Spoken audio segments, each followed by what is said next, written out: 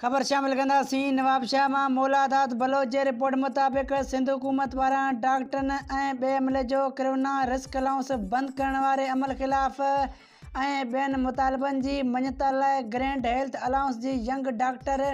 Association पारां doctor Mohsin Mengal, doctor Faraz Kiryo, doctor Irfan Jamali ऐं ॿियनि अॻवाननि एमएस ऑफिस पीसी इस्पताल खां हिकु रैली कढी वई, जेका शहर जो गश्त कंदे नवाबशाह प्रेस क्लब पहुती, जिते अॻवाननि ख़िताब कंदे चयो त सिंध हुकूमत पारां असां डॉक्टरनि जो रिस्क अलाउंस बंदि करे असां सां ज़ुल्म कयो आहे। हिननि चयो त कोरोना समेत ॿियूं केतिरियूं ई बीमारियूं आहिनि ऐं असां रिस्क खणी उन्हनि जो इलाज कयूं था, जॾहिं त असांजा केतिरा ई डॉक्टर पंहिंजूं जानियूं